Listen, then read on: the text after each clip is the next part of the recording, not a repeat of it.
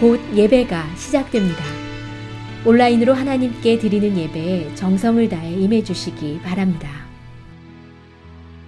온 가족이 함께 모여 거룩하게 예배를 드립니다.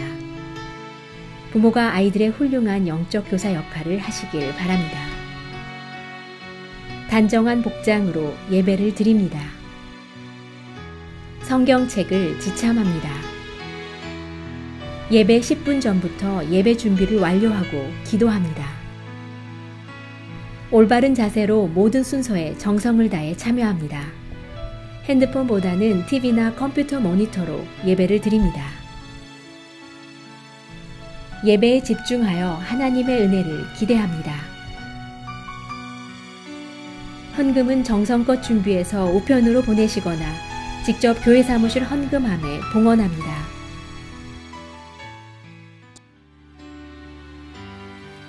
내 구주 예수를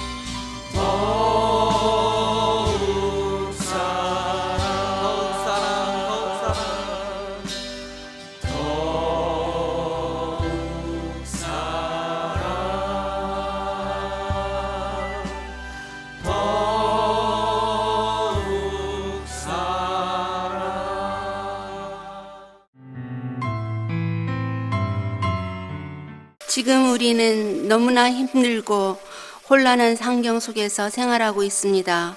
평범한 우리 시민은 생활이 힘들어 아우성인데 정치인들은 서로 정권을 잡기 위해 속이고 속이며 위협으로 사회를 어지럽히고 있습니다.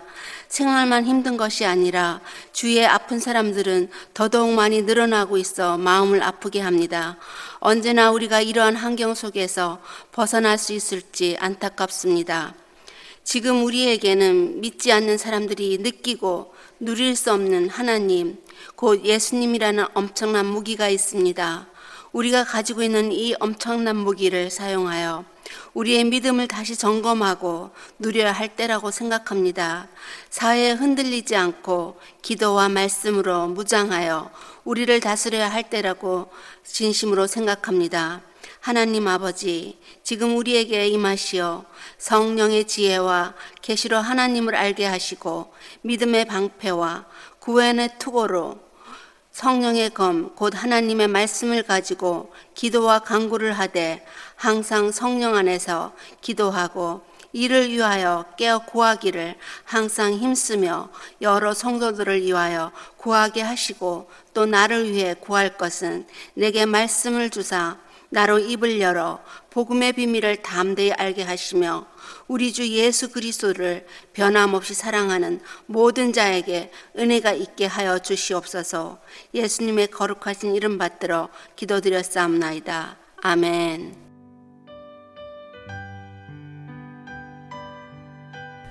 오늘 우리에게 주시는 하나님의 말씀은 다니엘 2장 14절부터 23절입니다. 함께 봉독하시겠습니다. 그때의 왕의 근위대장 아리옥이 바벨론 지혜자들을 죽이러 나가매 다니엘이 명철하고 슬기로운 말로 왕의 근위대장 아리옥에게 물어 이르되 왕의 명령이 어찌 그리 급하냐 하니 아리옥이 그 일을 다니엘에게 알림해 다니엘이 들어가서 왕께 구하기를 시간을 주시면 왕에게 그 해석을 알려드리리이다 하니라. 이에 다니엘이 자기 집으로 돌아가서 그 친구 하나냐와 미사엘과 아세라에게 그 일을 알리고 하늘에 계신 하나님이 이 은밀한 일에 대하여 불쌍히 여기사 다니엘과 친구들이 바벨론의 다른 지혜자들과 함께 죽임을 당하지 않게 하시기를 그들로 하여금 구하게 하니라. 이에 이 은밀한 것이 밤의 환상으로 다니엘에게 나타나 보임에 다니엘이 하늘에 계신 하나님을 찬송하니라. 다니엘이 말하여 이르되 영원부터 영원까지 하나님의 이름을 찬송할 것은 지혜와 능력이 그에게 있음이로다. 그는 때와 계절을 바꾸시며 왕들을 패하시고 왕들을 세우시며 지혜자에게 지혜를 주시고 총명한 자에게 지식을 주시는도다. 그는 깊고 은밀한 일을 나타내시고 어두운 데에 있는 것을 아시며 또 빛이 그와 함께 있도다. 나의 조상들의 하나님이여 주께서 이제 내게 지혜와 능력을 주시고 우리가 주께 구한 것을 내게 알게 하셨사오니 내가 주께 감사하고 주를 찬양하나이다. 곧 주께서 왕의 그 일을 내게 보이셨나이다 하니라. 아멘. 오늘 본문은 위기의 상황에서 가장 먼저 기도로 나아가는 다니엘을 통하여 우리가 위기를 만났을 때 어떻게 기도해야 하는가, 그 기도의 모본을 다니엘 오늘 본문을 통해서 우리에게 잘 보여주고 있습니다. 오늘 본문의 배경을 보면 이 다니엘서 2장은 느부갓네살 왕의 꿈과 해석에 관련해서 주신 말씀입니다. 느부갓네살 왕, 이 바벨론 왕이 그의 2년 차에 꿈을 꾸죠. 꿈을 꾼 후에 번민을 합니다. 고민을 한다는 거죠. 그 고민은 자신이 꿈을 꾸었는데 그 꿈의 내용과 그리고 그 꿈이 무슨 꿈인지 해석을 해야 되는데 자신이 꾼 꿈도 잘 기억이 나지 않고 내용이 또 그 꿈에 대한 해석을 그러니까 알 수가 없죠. 뭔가 중요한 꿈인 건 알겠는데 이 꿈에 대한 내용과 그 내용도 기억이 나지 않고요. 또 이어지는 해석도 당연히 또 할 수가 없게 되어서 도대체 이 꿈이 무엇인가 번민만 하고 있는 그런 상황 속에서 이제 그 바벨론 왕인 느부갓네살 왕이 자신의 그 꿈과 그 꿈을 해석하기 위해서 바벨론에 있는 모든 술사들, 지혜자들을 다 불러 모아서 자신의 꾼 꿈과 그 꿈에 대한 해석을 하라고 이제 명령을 내리죠. 그러니까 이제 왕이 불러서 소집돼 놓은 바벨론의 술사들과 지혜자들이죠. 점성술사들 뭐 이런 사람들이 모여서 왕에게 이제 말씀을 하는 거죠. 왕이시여, 왕이 간밤에 혹은 며칠 전에 꾸었던 그 꿈이 무엇입니까? 라고 물으는 거죠. 당연한 거죠. 그리고 그 꿈을 이제 듣고 해석을 하려고 그렇게 꿈에 대해서 묻죠. 그래서 바벨론 술사들은 왕이 꾼 꿈에 대해서 우리에게 말씀해 주시면 우리가 해석할 수 있다라고 말을 하죠. 그런데 오늘 본문에 보면 이 2장에 보면 바벨론 왕인 느부갓네살 왕은 그 꿈을 잘 기억을 못 하잖아요. 당연히 해석도 모르고요. 그러니까 술사들에게 너희들이 술사니까, 지혜자니까 내가 잘 기억하지 못한 그 꿈이 무엇인지 꿈에 대해서도 말하라 그러고요. 또 그 꿈에 대해서 알아서 나에게 말해주고 동시에 그 꿈이 의미하는 것이 무엇인가를 해석까지 하라고 그렇게 거듭 술사들에게 명령을 내리죠. 그러니 여러분, 지혜자들이나 술사들이 이게 도대체 좀 기가 막힐 그런 상황이 아닙니까? 왕이 먼저 꿈을 꾼 꿈에 대해서 이야기를 해 주어야 자신들이 고민하고 막 생각했다가 그 꿈에 대해서 해석을 할 텐데, 왕이 요구하는 것은 내가 밤에 꾸었던 그 꿈도 말하라 그러고요. 그리고 당연히 또 그 꿈에 대한 해석까지 말하라고 하니까 이 술사들과 이 지혜자들이 도대체 이걸 해석할 수가 없는 거죠. 그래서 그냥 반복되는 어떤 그 대화만 이어지는 거죠. 술사들은 꿈에 대해서 말씀해 주세요. 그럼 우리가 꿈에 대해서 해석해 드리겠습니다. 왕은 꿈도 잘 모르니까 꿈에 대해서도 말하고 그 꿈의 해석까지도 말하라고, 그렇게 일종의 시소처럼 왔다 갔다 하는 가운데 이 느부갓네살 왕이 화가 난 거죠. 꿈에 대해서 말도 못하고 해석도 못하는 그런 바벨론 모든 지혜자 술사들을 다 죽여버리라고 명령을 내리는 거죠. 이런 이제 왕의 명령에 의해서 바벨론의 모든 술사들과 지혜자들이 다 이제 죽게 되었죠. 그런데 공교롭게도 그 바벨론의 지혜자들 가운데 다니엘과 세 친구까지 같이 그 지혜자 그룹에 속했다는 거죠. 다니엘이 보통 꿈을 해석하는 그런 사람이었지 않았습니까? 그런데 뭐 왕에게까지는 지금 당장은 알려지지 않았지만 그래도 지혜자 속에 속해 있는 그런 사람이었기 때문에 바벨론의 모든 술사와 지혜자를 죽이려 할 때 다니엘과 그 세 친구도 죽음을 당할 수밖에 없는 그러한 상황이 된 거죠. 그런 상황 속에서 다니엘이 오늘 본문에 보니까 왕의 명령을 받아서 이제 지혜자들을 죽이러 나가는 그 근위대장, 왕의 어떤 경호실장 같은 거죠. 왕실의 근위대장이 아리옥이라는 사람인데, 그 아리옥이 이제 왕의 명령대로 바벨론의 모든 지혜자들을 죽이려고 나가는 거죠. 그때 이 다니엘이 왕 궁궐 안에 있지 않았겠습니까? 특별히 훈련받았고 이제 또 왕궁 공간에 사는데 그 근위대장과 아마 관계가 있는 것 같아요. 알고 있는 그런 관계 같은데 그 근위대장에게 슬기롭고 지혜로운 말로 다가가서 묻지 않습니까? 도대체 무엇이 그렇게 급하게 그렇게 나가느냐? 무엇이 그렇게 급하게 그 모든 지혜자를 다 죽이려 하느냐? 그렇게 묻게 되죠. 그러니까 아리옥 근위대장이 자초지종을 이야기하지 않았겠어요? 이때만 해도 아마 다니엘이 그 돌아가는 전체 상황을 알지 못했던 것 같아요. 그러나 그 명령 속에, 왕의 명령 속에 자신과 자신의 세 친구도 죽임을 당할 수밖에 없는 그런 명령이 이제 행해진 것을 나중에 깨닫게 되는 것이죠. 자, 그럴 때 그 말을 듣고 다니엘이 왕에게 나아가요. 왕에게 나아가서 그 꿈의 해석에 필요한 시간을 달라고 요청합니다. 아마 왕이 지혜자를 죽이려고 하는 게 목적이 아니고 자신이 꾼 꿈에 대한 내용과 해석을, 그게 더 목적이었기 때문에 잠깐 시간 주는 거 허락할 수 있지 않았겠습니까? 아마 시간을 허락을 받은 것 같아요. 그래서 이제 그 허락을 받고 본문에 보니까 다니엘이 집에 와서 세 친구들에게 자초지종을 이야기하고 자신들이 죽임을 당하지 않도록 하나님께 기도하자라고, 함께 기도하자라고 그렇게 요청을 합니다.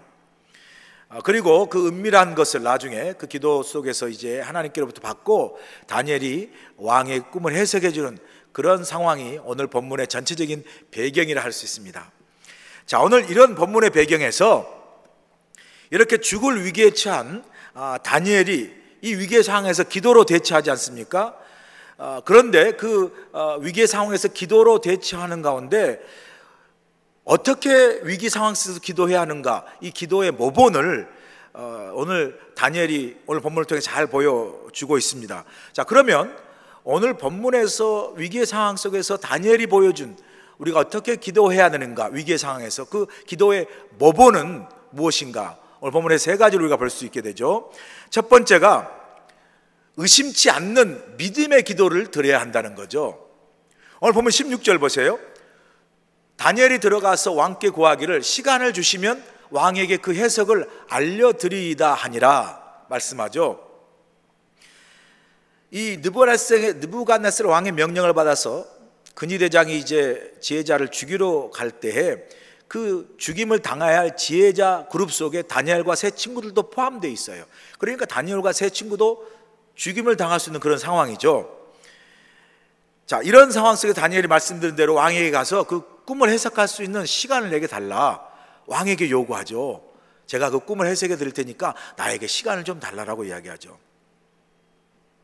말씀드린 대로 그때까지 아마 다니엘도 다른 바벨론의 지혜자들이나 술사들처럼 다니엘도 그 왕에게 그런 말을 하는 상황 속에서 왕이 꿈을 꾼 꿈의 내용도 모르고요, 꿈에 대해서도 모르고 그 꿈의 해석에 대해서 전혀 모르는 상황이죠. 이때만 해도요. 자, 그런데요, 그런 상황에서 다니엘이 왕에게 담대히 나가서 아직 꿈에 대해서도 몰라요. 그러니까 당연히 꿈에 대한 해석도 모르는데 왕에게 담대히 나아가서 나에게 시간을 달라. 그럼 내가 왕의 그 꿈을 해석해 드리겠다. 꿈과 함께, 내용과 함께. 그렇게 담대히 말했다는 거죠. 이 다니엘의 담대함이 어디서 오는 것일까? 그게 우리의 초점 아니겠어요? 다니엘이 이렇게 왕에게 담대히 나아갈 수 있었던 그 기본적인 이유는요, 다니엘은 다른 바벨론의 지혜자들과 달리, 술사들과 달리 다니엘에게 무엇이 있었습니까? 바로 하나님을 믿는 믿음이 그 안에 있었죠. 하나님이 그 꿈과 그 꿈의 꿈과 그 꿈을 해석하실 수 있는 분이 하나님이심을 확신했다는 거죠. 이미 다니엘은 하나님과의 관계 속에서 하나님이 그 모든 꿈의 내용과 그 꿈을 해석할 수 있는 분임을 알았다는 거죠. 안 그랬으면 허풍쳤다가 그냥 뭐 죽임을 당하도 더 경을 쳐서 죽을 수 있는 그런 상황 속에서 어떻게 허풍을 치면서 이야기했겠습니까? 그렇게 담대히 내게 시간을 달라고 말할 수 있었던 것은 내가 지금 그 꿈도 모르고 내용도 모르고 해석도 모르지만 그러나 그 모든 꿈과 내용과 해석을 하실 수 있는 분이 하나님이심을 믿는 믿음이 그 안에 있었다는 거죠. 그리고 왕에게 약속을 하고 돌아와서 이제 하나님께 기도로 나아가는 것을 보게 되는 거죠. 그렇기 때문에 본문 16절에서 그런 하나님에 대한 믿음이 있었기 때문에 그가 꿈의 내용도 알지 못하고 해석도 알지 못하는 상황 속에서도 담대하게 왕에게 나가는 걸 보게 되죠. 이게 다니엘이 하나님 향한 믿음이라는 거죠. 다니엘은요, 이제 하나님께 기도하기 전에, 이제 하나님께 구하기 전에 이 일에 대해서 벌써 안 거예요. 아, 하나님께서 이 느부갓네살 왕에게 꿈을 꾸게 하셨고 또 하나님께서 그 꿈을 잊어버리게 하시고 동시에 또 하나님께서 그 꿈의 내용과 그 꿈을 해석함으로 하나님께서 영광을 받으시고 하나님의 뜻과 계획을 알려주시기 위한 하나님의 섭리가 그 속에 있구나라는 것을 안 거죠. 여러분, 이처럼요, 이 다니엘의 모습 속에서 우리가 뭘 배우게 되죠? 기도를 할 때 우리가 어떻게 해야 되는 중요한 자세 첫 번째를 배우게 되지 않습니까? 무엇입니까? 기도 응답의 비결 중에 가장 중요한 것은요, 이렇게 의심치 않는 믿음이에요. 다니엘은요, 자신이 지금 꿈에 대해서도 모르고 내용을 모르기에 해석할 수도 없는 상황에서도 하나님이 자신이 이 꿈의 내용과 꿈의 해석해 달라고 하는 기도를 드렸을 때 이제 다니엘이 왕에게 내가 꿈에 대해서도 말해드리고 꿈을 해석해 드리겠다고 시간을 달라고 했으니까 이제 자신은 할 수 없는 거 알죠. 그러나 하나님이 하실 수 있다는 걸 알았기 때문에 이제 왕에게서 물러나와서 하나님께 기도하지 않겠습니까? 하나님, 이 꿈이 무엇입니까? 이 꿈의 해석이 무엇입니까? 보여주십시오로 기도할 거 아니에요. 그런데 다니엘이 벌써 하나님께 기도하기 전에 다니엘은 하나님께서 그 꿈의 내용과 그 꿈을 해석할 것을 알았어요. 의심하지 않았어요. 기도하기 전에 이미 하나님께서 내가 기도할 때 그 꿈의 내용과 꿈을 해석해 주실 거라는 확신하는 믿음을 의심하지 않고 갖고 있었다는 거죠. 우리가 기도할 때 가져야 할 가장 중요한 자세 중에 하나가 우리가 기도하러 나아갈 때 하나님께서 반드시 응답하신다는 이 확신하는, 의심하지 않고 확신하는 그러한 믿음을 가지고 나아가는 게 가장 중요하죠. 그래서 야고보서는 기도에 대해서 분명히 말씀하지 않습니까? 야고보서 1장 6절에서 7절 보세요. 오직 믿음으로 구하고 조금도 의심하지 말라. 의심하는 자는 마치 바람에 밀려 요동하는 바다 물결 같으니 이런 사람은 무엇이든지 죽게 얻기를 생각하지 말라. 두 마음을 품어 모든 일에 정함이 없는 자로다. 우리가 기도할 때 이 기도가 응답이 될까? 의심하며 드리는 기도는 두 마음을 품는 것과 같고 마치 바다 물결이 바람에 이렇게 요동하는 것과 같아서 이런 의심하며 드리는 기도 하나님께서 기뻐 받으시 아니하시고 또 이렇게 의심하면서 흔들리면서 또 두 마음을 가지고 하는 그러한 기도는 응답되지 않는다고 말씀을 분명히 하고 있습니다. 우리가 기도할 때 하나님이 내 기도에 반드시 응답하신다라는 확신하는 믿음으로 기도할 때 하나님은 그 믿음을 보시고 우리의 기도에 응답하시는 거죠. 그래서 여러분 잊지 마셔야 될 건요, 우리가 꼭 기억하고 주목해야 될 게 뭐냐면 하나님의 응답은 우리의 기도의 행위에 있지 않습니다. 하나님의 응답은요, 우리가 기도 속에 담은 우리의 믿음을 보시고 하나님께서 기도에 응답하세요. 그러므로 응답받는 기도는요, 믿음으로 드리는 기도예요.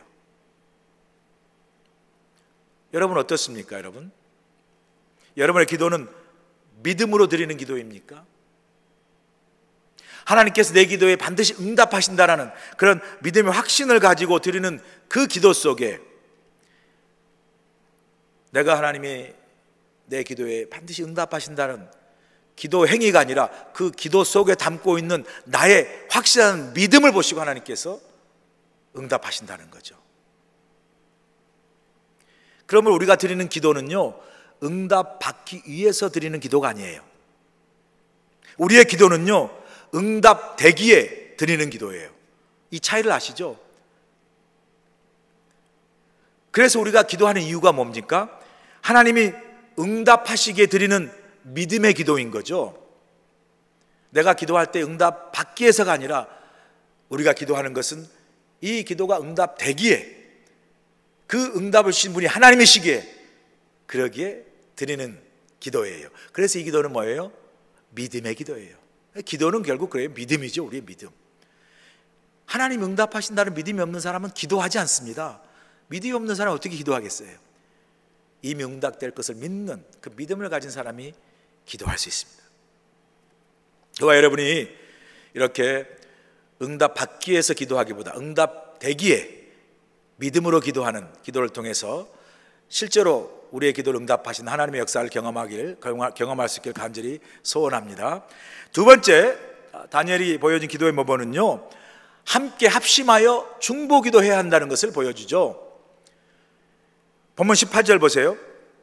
하늘에 계신 하나님이 이 은밀한 일에 대하여 불쌍히 여기사 다니엘과 친구들이 바벨론의 다른 지혜자들과 함께 죽임을 당하지 않게 하시기를 그들로 하여금 구하게 하니라. 다니엘이 느부갓네살 왕 앞에 가서 내가 그 꿈과 그 내용과 그 꿈에 대해서 해석하겠습니다, 조금만 시간 주세요라고 말하고 난 후에 집에 돌아와서 세 친구에게 그 상황을 이야기하죠. 그러면서 중보기도를 부탁하지 않습니까? 18절이 다니엘이 중보기도를 부탁하는 거죠. 그 내용이 뭡니까? 하나님이 계시해서 우리에게 보여주시고 알게 하셔서 우리의 생명을 지켜달라고 우리 함께 기도하자, 중보기도하자라고 그렇게 요청을 하는 거죠. 우리가 이 일을 보고, 이 18절의 이 일을 보고 다니엘이 제일 먼저 한 게 뭡니까? 세 친구들과 함께 이 일을 놓고 합심기도했어요. 합심기도. 자신만 돌아와서 이 일 어떻게 하나, 내가 왕에게 큰 소리를 쳤는데 이제 하나님께 물어야지.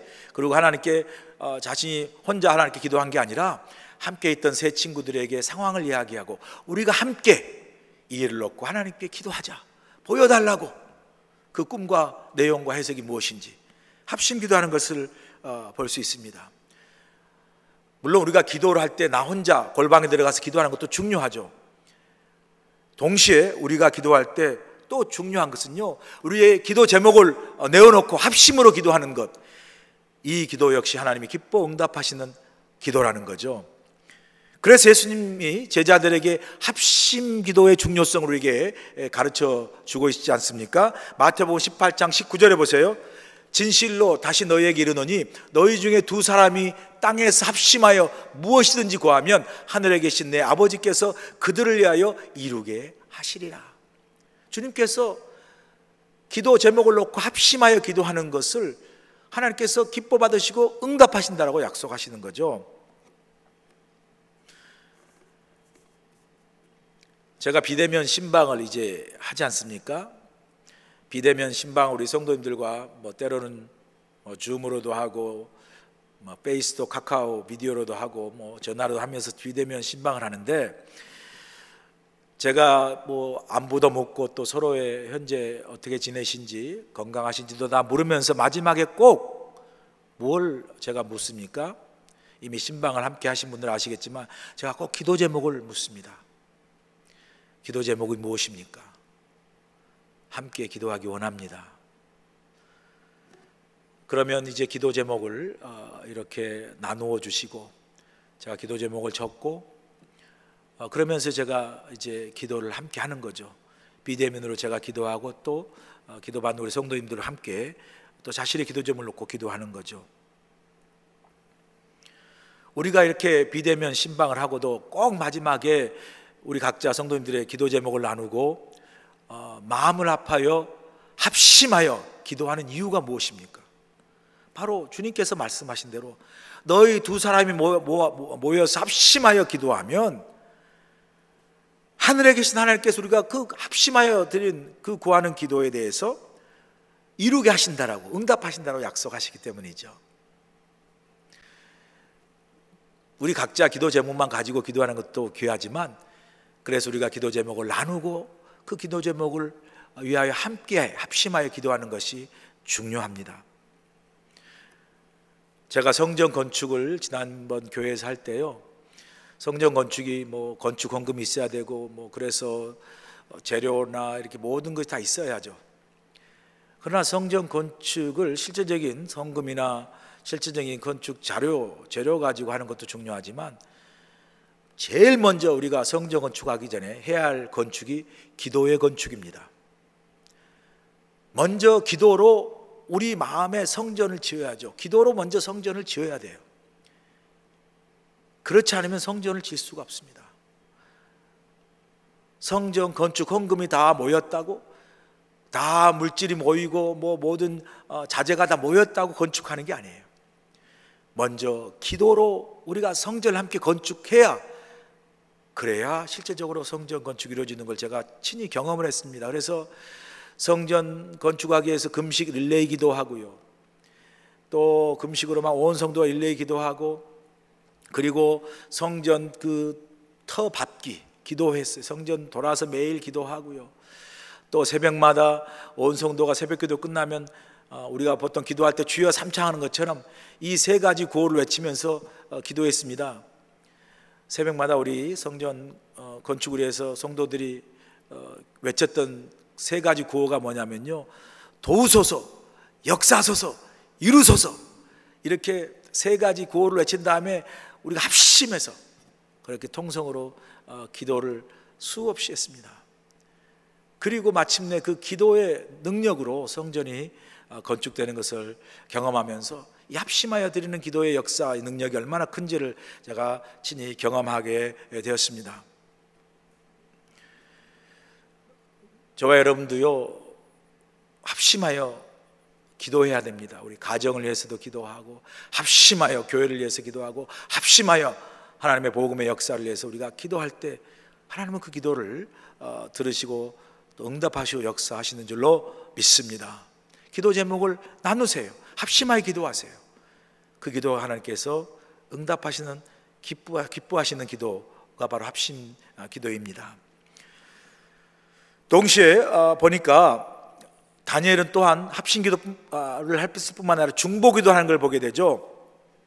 오늘 본문에 보니까 18절에 다니엘이 자신과 세 친구들의 목숨을 살려달라고 우리가 합심하여 기도하자라고만 기도하지 아니하고 18절에 보면 중요한 구절이 나오는데 뭐라고 나오냐면요, 18절 보시면 이 구절이 있어요. 바벨론의 다른 지혜자들과 함께 죽임을 당하지 않게 하시기를 그들로 하여금 구하게 하니라 그래요.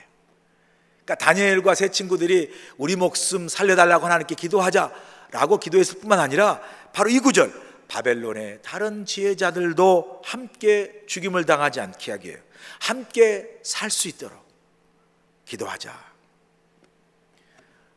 참 마음이 아름답지 않습니까? 다니엘과 세 친구들이 자신들만 살겠다고 그렇게 기도하지 아니하고 다른 바벨론의 지혜자의 생명들도 구해달라고 하나님께 중보로 기도하는 것을 볼 수 있습니다. 예수님도요, 십자가에 달리시기 전에 요한복음 13장부터 14장부터 쭉 보시면 17장까지 보시면요, 그 모든 그 주님의 그 십자가 달리기 전에 하신 말씀 가운데 모든 것이 다 중보기도예요. 중보기도. 내가 십자가 달려 죽을 텐데 하나님 제 제자들을 고아처럼 버려두지 마시고 제 제자들이 서로 사랑하게 하시고 그 제자들이 서로 하나 되게 하시고, 이렇게 하나님께서, 예수님께서 십자가 달리시기 전에 하나님께 제자들을 위해서 중보기도하는 것을 볼 수 있습니다. 이 중보기도는 그래서 나를 살리고요, 동시에 다른 사람도 살리는 정말 아름다운 기도입니다. 사랑을 함께 나누는 귀한 기도죠. 그러면 우리가 우리 필요, 우리 자신의 어떤 간구, 내 목숨만 살겠다는 그런 어떤 우리의 자신만 위한 기도가 아니라 그걸 넘어서 우리가 다른 사람을 위하여 기도하는 게 중요하죠. 교회를 위하여 기도하는 게 중요하고요, 또 이 지역사회와 또 나라와 민족을 위해서 이 중보기도하는 것이 너무나 중요한 거죠. 왜요? 우리가 이 중보기도를 통해서 서로를 살릴 수 있기 때문에 그렇습니다. 오늘 다니엘이 보여준 것처럼 기도 제목을 나누고 합심 기도하고 동시에 다른 사람을 위하여 우리가 서로 기도하는 중보기도를 통하여 이 기도가 우리를 살리는 그런 귀한 은혜의 역사를 우리가 나누면서 기도할 수 있는 우리 모두가 되시길 간절히 소원합니다. 세 번째, 다니엘이 보여준 기도의 모범은 기도는 감사와 찬송으로 맞춰야 한다는 거죠. 다니엘이 세 친구 합심하여 이제 하나님께 기도하니까 하나님은 밤의 환상으로 나타나 다니엘에게 느부갓네살 왕의 꿈에 대해서 말씀해 주지 않습니까? 계시해 주지 않습니까? 보면 19절 보세요. 이에 은밀한 것이 밤의 환상으로 다니엘에게 나타나 보임에 다니엘이 하늘에 계신 하나님을 찬송하니라 그래요.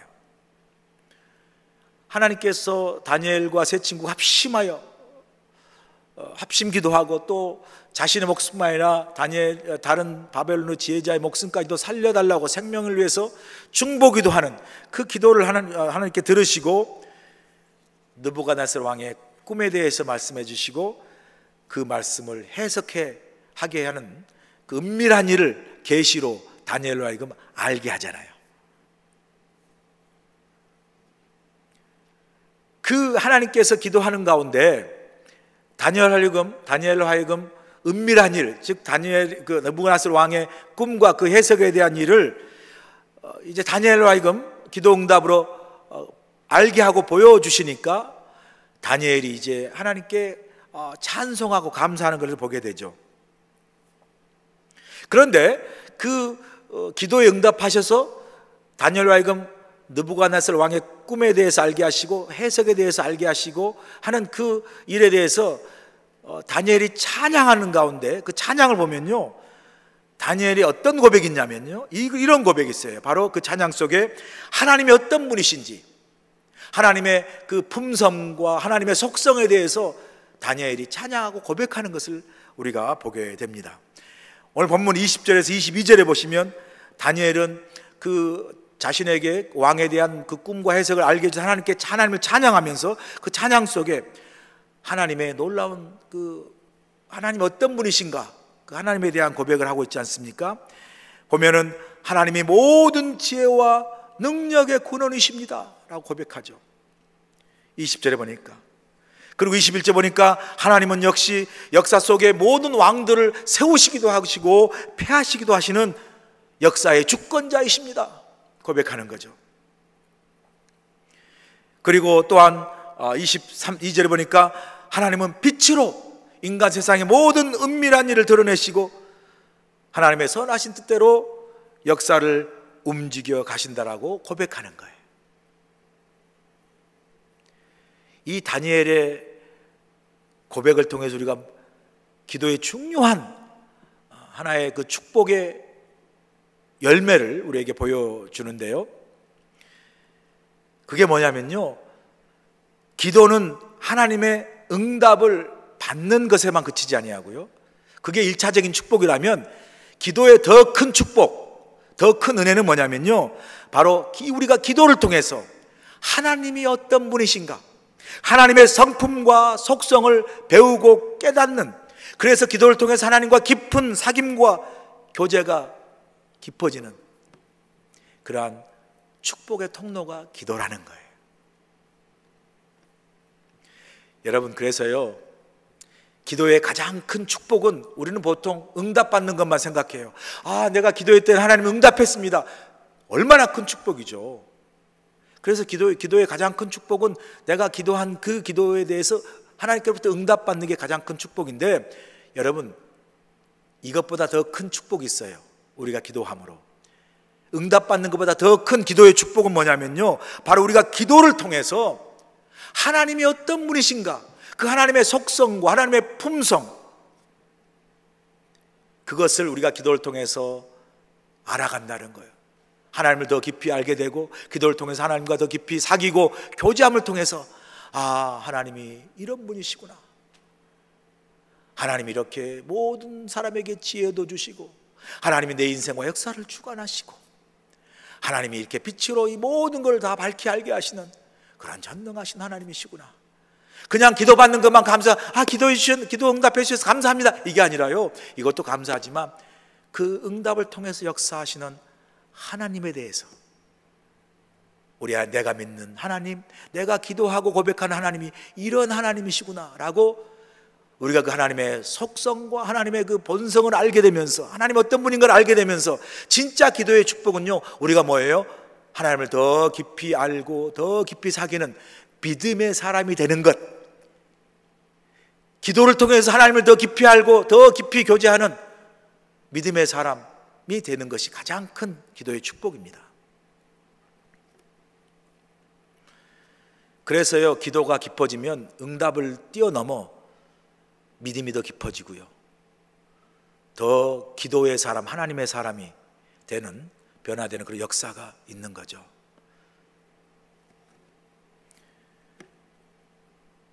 기도하기는 여러분, 우리가 응답 1차적으로 필요하죠. 그러나 그 응답을 넘어서 우리가 기도함으로, 기도의 사람이 됨으로 하나님과 깊이 사귀고 하나님을 더 깊이 알아가고 하나님의 본성과 하나님 어떤 분이신가를 더 깊이 깨달아 알음으로 말미암아 우리의 믿음과 우리의 신앙이 더 하나님 앞에 든든히 세워지고 더 깊어지는 그런 믿음의 사람, 하나님의 사람으로 변화되어져 성숙해 나가는 귀한 역사가 기도의 축복과 열매를 통해서 저와 여러분에게 삶 속에 열매로 나타날 수 있기를 간절히 축원합니다. 오늘 본문에 보니까 다니엘과 세 친구 합심기도에 하나님 응답하시죠. 그래서 그 은밀한 왕의 꿈과 해석을 주신 하나님께 감사하죠. 본문 23절 보세요. 나의 조상들의 하나님이여, 주께서 이제 내게 지혜와 능력을 주시고 우리가 주께 구한 것을 내게 알게 하셨사오니 내가 주께 감사하고 주를 찬양하나이다. 곧 주께서 왕의 그 일을 내게 보이셨나이다 하니라. 다니엘은요, 하나님의 응답을 받고 어떻게 하죠? 감사와 찬양을 하나님께 올려드리지 않습니까? 여러분, 이 일을 통해서 우리에게 무엇을 다니엘이 가르쳐 줍니까? 우리의 모든 기도는요, 믿음으로 구하고 그리고 감사와 찬양으로 맞춰야 하는 것이 우리의 기도라는 거예요. 저와 여러분, 우리의 기도를 돌아보기를 원하는데요, 우리가 기도할 때 우리는 종종 강구에만, 내가 원하는 것을 구하는 것에만 매달리고 기도할 때가 많아요. 그리고 그러다 보니까 우리가 기도하고 막 매달린 것을 하나님 응답해 주시면 그 받은 응답에 너무 기뻐하고 감사해서 그냥 그것만, 그 응답 받는 것만 즐거워하다가 정작 그 기도를 들으시고 응답해 주신 하나님께 감사와 찬양을 돌리는 것을 잊어버릴 때가 많아요. 다니엘 우리에게 무엇을 가르쳐 줍니까? 우리가 기도할 때마다 감사와 찬양으로 나아가야 된다는 거죠. 그런데 우리는 어떻게 하냐면요, 우리는 기도할 때 하나님께서 응답을 주실 때만 감사할 때가 많아요. 혹은 하나님이 우리 기도에 응답할 때 우리가 감사해야 된다고 생각해요.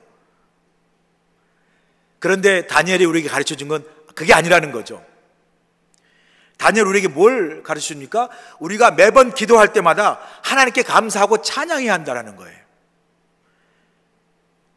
그 하나님께 매번 기도할 때 감사하고 찬양하는 것은 우리에게 응답을 주셨기 때문에 감사하는 것이 아니라, 매번 기도할 때 감사하고 찬양하는 이유는 바로 하나님이 응답하신 것을 믿고 미리 감사하고 미리 찬양해야 하기 때문에 그래요. 왜냐하면 우리의 기도는 응답 되심을 믿고 기도하는 기도이기 때문에. 그래서요, 우리가 감사하는 것은 내 기도에 응답하셨기에 감사하는 것이 아니라, 우리의 감사는 응답하실 것을 믿고 감사하는 감사예요. 그래서 우리가 기도할 때 우리는요, 미리 감사해야 되고요, 우리가 기도할 때 우리는 미리 하나님께 찬양해요. 왜요? 하나님께서 우리 기도를 응답하실 것을 이미 믿기 때문에 미리 감사하고, 또 응답 받은 것을 우리가 이미 알기에 또 응답 되어질 기도를 우리가 드리는 것이기 때문에 뭐예요? 우리가 응답 받은 것을 미리 찬양하는 거죠. 이렇게 우리가 기도할 때 미리 감사하고 미리 찬양하면요, 저는 하나님께서도 그 감사와 찬양을 미리 받으셨기에 우리의 기도도 신속히 응답하시는 그런 역사를 우리에게 저는 주실 거라고 그렇게 믿습니다. 여러분, 기도하실 때요, 응답해 주세요, 도와주세요 하고 응답 되기 전에는 막 인상 쓰고 막 그냥 고민하고 울고 막 슬퍼하고 그러지 마시고요, 물론 우리가 힘들고 어려운 문제를 놓고 하나님께 기도할 때 힘들고 어렵지만 우리의 기도는 뭐예요? 믿음의 기도잖아요. 응답 받기 위해서 기도한 게 아니라 응답 받은 것을 믿고 감사하며 기도하는 거잖아요. 그렇기 때문에 우리가 기도할 때 하나님께서 응답하실 걸 믿기에 감사하면서 미리 감사하면서 기도하고, 또 응답 주신 것을 믿기에 미리 하나님께 응답에 대한 찬양을 드리며 기도할 때, 기도가 받기 위해서 고민하는 슬퍼하는 기도가 아니라 기도하며 미리 감사, 미리 찬양으로 우리의 기도를 응답하신 하나님을 우리가 더 확신하고 믿고 나아가는 그런 우리의 믿음의 모습이 되어야 될 줄로 믿습니다. 오늘 하루를 시작하면서 이제 기도하시지 않습니까? 오늘 새벽 예배 마치고 이제 우리 기도할 때 기도하시면서 무엇으로 여러분 기도를 하실 때, 여러분 기도 제목이 있지 않겠습니까? 무슨 기도를 하실 때 하나님께서 반드시 응답하실 것이다, 의심하지 않고 믿음으로 기도하세요. 하나님의 방법과 하나님의 시간에 응답하세요. 믿음으로 기도하시고, 기도하실 때 나만의 기도만이 아닌 다른 사람의 기도 제목을 위해서 우리가 합심 기도하고 중보 기도하는 그런 기도의 지평을 좀 넓히셔서 우리의 기도가 하나님이 기뻐하시는 기도, 하나님이 응답하시길 기뻐하시는 기도가 되게 하시고요, 또 여러분 오늘 기도하실 때 하나님께서 기도 응답하실 거잖아요. 그 응답하실 하나님의 그 응답에 미리 감사하시고 미리 찬양하시며 기도하실 때 하나님께서 여러분의 기도를 들으시고 오늘도 주님과 동행하시면서 우리 기도 가운데 역사하시는 하나님을 경험하고 또 우리 기도를 들어 응답하실 하나님을 미리 찬양하고 미리 감사하시는 저와 여러분 되시길 주의 이름으로 간절히 축원합니다.